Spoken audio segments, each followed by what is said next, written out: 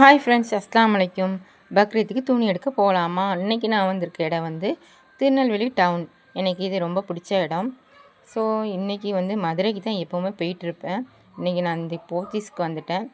சரி, நம்ம டிஃப்ரெண்ட்டாக எடுப்போம். மதுரைக்கு போக முடியாது, அவ்வளோ தூரம் ட்ராவல் பண்ணி அடுத்த ரம்ஜான் பார்த்துக்கலாம் அப்படின்ட்டு நான் ஆனால் கூட்டம் செமையாக இருந்துச்சு பக்ரீத் டைமில்.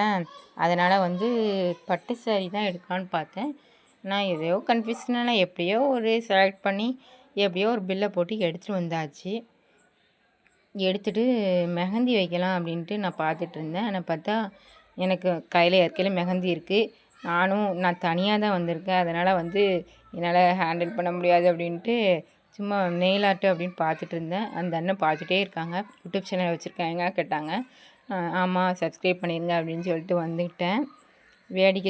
வேடிக்கை பார்த்துட்டு அப்படியே கிளம்பிட்டேன். அங்கேருந்து டீ ஷாப்புக்கு தான் போயிருக்கேன். டீ கடையில் போய் ஒரு டீயை குடித்தா தான் கொஞ்சம் ரிலாக்ஸாக இருக்கும் அப்படின்ட்டு 4 மணியாலும் டீயை குடிக்க தான் தோணுது. அப்படியே குடிச்சிட்டு நான் வந்து ஜங்ஷன் கிளம்பிட்டு வேடிக்கை பார்த்துட்டே வந்தேன். திருநெல்வேலினாலே ஒரு அழகு தான், நெல்லைனாலே. அப்படியே ரசிச்சுட்டே வந்துட்டு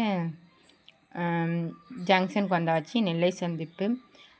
ஸோ சூப்பராக இருந்துச்சு. அப்புறம் வந்து நெக்ஸ்ட் வந்து நான் வந்து மெடிக்கல் ஷாப் தான் போயிட்டுருந்தேன். அம்மாவுக்கு மாத்திரை வாங்க பார்த்தா மெடிக்கலுக்கு பூட்டி இருக்குது. ஐயோ, என்ன பண்ணுறது அப்படின்ட்டு அப்படியே கிளம்பி நான் மொபைல் கேஷ்க்காண்டே அழிஞ்சிட்டு இருந்தேன். மொபைல் கேஷ் கிடைக்கவே இல்லை. அப்புறம் வந்து ரிலாக்ஸாக கொஞ்சம் ஜூஸ் குடிப்போம் அப்படின்ட்டு லெமன் ஜூஸ் குடித்தேன். நெக்ஸ்ட் வந்து பூ வாங்கலாம், நாளைக்கு அப்படியே சாரீ கட்டலாம் முடிவு பண்ணிட்டேன். அப்படிங்கிறதுக்காண்டி பூ வாங்கிட்டேன். சாரீ கட்டினா தான் பூ வைப்பேன், அதனால் பூ வாங்கியாச்சு.